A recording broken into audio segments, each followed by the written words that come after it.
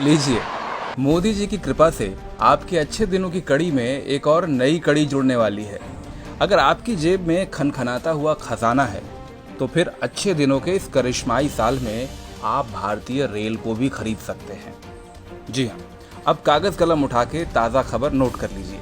खबर यह है कि देश के 109 रूट पर चलने वाली 151 रेलगाड़ियों की बोली लगाने के लिए बाजार खोल दिया गया है। इसका सीधा सा मतलब ये है, आइए बोली लगाइए और ट्रेन खरीद लीजिए। जी हाँ, पड़ गए ना चक्कर में। आज़ाद भारत के इतिहास में ऐसा पहली बार होने जा रहा है। धन्य है पीयूष गोयल जी और धन्य है मोदी जी का विजन। अब तक तो हम और आप सिर्फ ट्रेन का टिकट खरीदते आए थे। अब मोदी जी और पीयूष गोयल की कृपा से कोई भी बिजनेसमैन, धंधे वाला आदमी, कोई भी सेठ जी, कोई भी लाला जी चाहें तो पूरी की पूरी ट्रेन रूट समेत खरीद सकते हैं। और अब सवाल यह है कि सेठ जी ट्रेन खरीदने के बाद करेंगे क्या? अब सेठ जी कोई सरकार तो है नहीं जो आपकी सुविधा के लिए ट्रेन चलाएंगे। वो कमाएंगे मुनाफा और हर उस तरीके से कमाएंगे जैसे वो कमा सकते हैं। वाकई तारीफ करनी होगी मोदी जी की। 70 साल के इतिहास में पहली बार ट्रेन की नीलामी होने जा रही है। जो अब तक नहीं हुआ वो पहली बार हो रहा है। जो नेहरू जी तक नहीं कर पाए वो मोदी जी करने जा रहे हैं। वाह मोदी जी वाह। गरीबों का ख्याल हो ना हो, कारोबार करने वाले सेठ जी लोगों का कितना ध्यान है। अब देशद्रोही तो इस पर भी सवाल उठा सकते हैं, लेकिन भाई इस विजन की गहराई को तो समझो कि जब ट्रेन चला के सेठ जी कमाएंगे तभी तो देश में तरक्की और खुशहाली होगी। अब क्या हुआ कि बाद में महंगी टिकट की वजह से गरीब आदमी ट्रेन की टिकट ना खरीद पाए।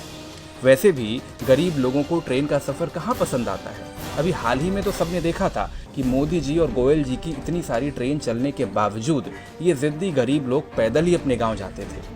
हो सकता है कि यहीं से मोदी जी और पीयूष गोयल जी को ट्रेन को प्राइवेट सेक्टर को बेचने का आइडिया भी आया हो।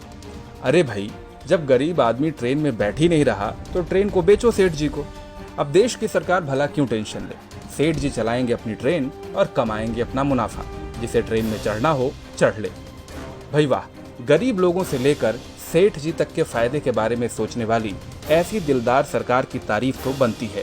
और साथ ही तारीफ बनती है इनके तेज तर्रार एटीट्यूड के लिए भी। एकदम फटाफट अंदाज में 1 जुलाई को मिनिस्ट्री ऑफ रेलवे ने प्राइवेट कंपनियों से प्रपोजल भी मंगवा लिए हैं।